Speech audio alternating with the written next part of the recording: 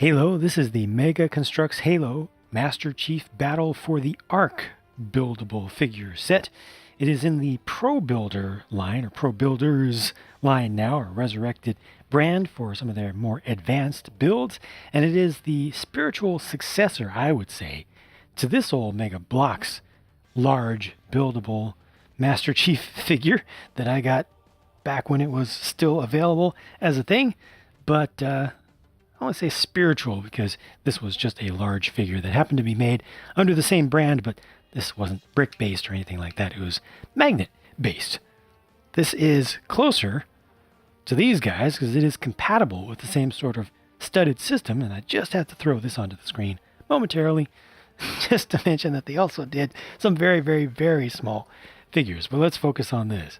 I found the build of this to be pretty enjoyable and pretty satisfying as each of these sub-assemblies came together. That is the standard Cortana there that's used for light-up bases to represent a holographic projection of her, and they've just used it in the completely different scale with this figure.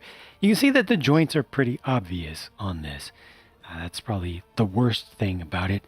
The best thing about it, well, is putting it together, honestly, and just the joy of putting large things together from very small, common Mega Construx pieces, because they have such a wide range of interesting shapes that can be used in interesting ways. And they've got their unique studs on the side, studs angled, studs upside down types of pieces that are, just good. They're just nice to work with in general. The coloration of this, you can see, is the nice metallic, slightly yellowish green, so kind of on a drab side, but nowadays their parts are all very glossy. You also build up the assault rifle here, and part of the reason for the wide open joints that you see, all the space around the joints, is that this is intended to be properly posed around. Now you will see some decorated parts of this, very few, throughout this entire set, and they do use just prints, never stickers on these modern sets. And the level of detail is pretty consistent.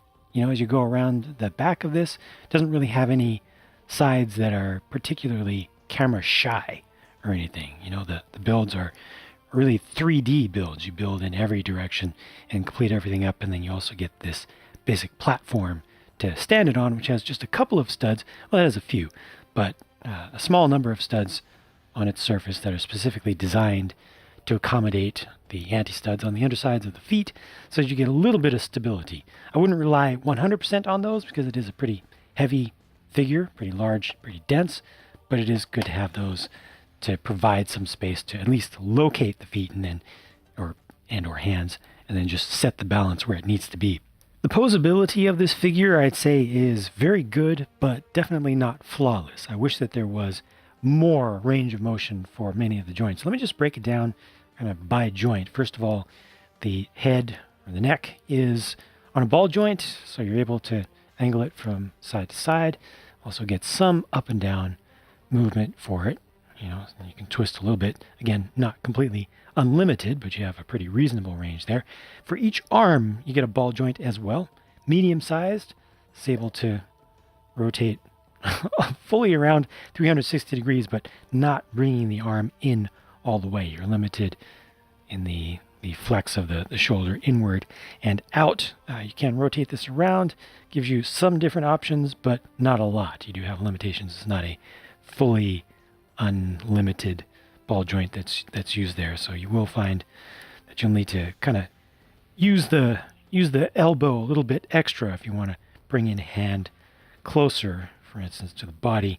But even at that, you still are not able to go absolutely everywhere. This does have some extra movement in some axes that are not necessarily realistic, which is important to be able to take advantage of for posing something like this. The wrist is also a ball joint. That's super, super useful, especially when it comes to making gestures or just holding on to the weapon in different ways. You can even adjust the thumb and the individual fingers, which have two different lengths there. Again, not the most realistic thing, but nice to actually be able to build it up from standardized parts. Same thing goes on with the arm over here, of course. They are symmetrical. Big, thick joint used for the upper leg. That actually does have a pretty good range from front to back. So you can bring that fairly far back.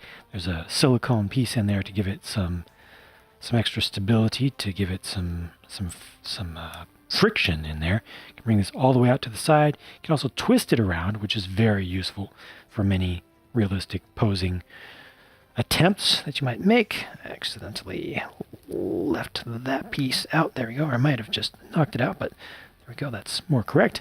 Waist articulation is nice to see. I like that little bit of shape that they brought down to pinch in the waist just a tiny bit rather than leaving it flat. But this will rotate a full 360 degrees, so you can take advantage of that. And then the knee. This is the worst one, in my opinion, out of all of them, because you just are not able to bend it fully. You can try some different things, but you're not able to get anywhere close to a 90-degree angle, no matter what you do with that. And yeah, that's just the most disappointing of all of the points of articulation on the whole thing. It's not too bad down at the ankle. Could be a little bit more, but it's kind of a realistic range, I'd say. That also has the ability to rotate side to side, which is important for stability on the ground.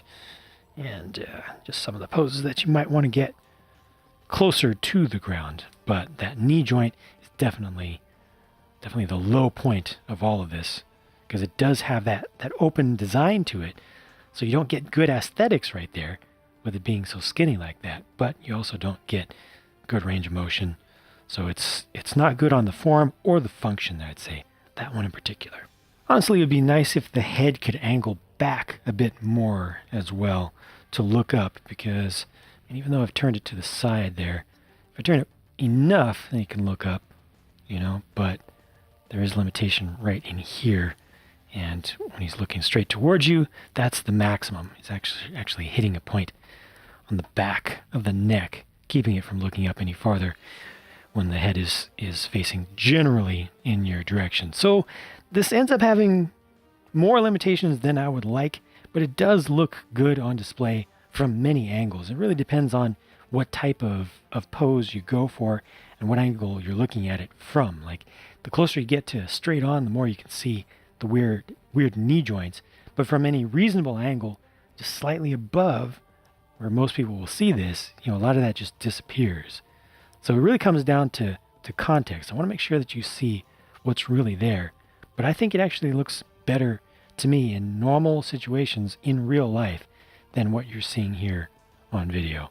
The assault rifle gets held to the figure with a clip that's in the palm, kind of a little cheater piece that goes into this almost cup-like part. It's got a grabber built into it. It's a 1x1 cylinder that allows a clip or two stacked on top of each other to grasp around it. It works very well. It's very secure and stays up nice and close. But unfortunately, this set does not include any parts to attach this to the back of the armor. So if you wanted this to be holstered, basically, you'd have to come up with a solution on your own and add your own pieces. I bought this 638-piece set for $50 US from Target, and as a late blooming Halo fan for life, I am happy to have paid that for this as a collectible, for something to display in my dedicated Halo memorabilia room. But it does feel a little bit expensive, honestly, for me to recommend it. If you like what you see and you feel it's a reasonable price, then go for it. I don't think you'll be disappointed, and I think that you'll like it more when you actually build it than just looking at it.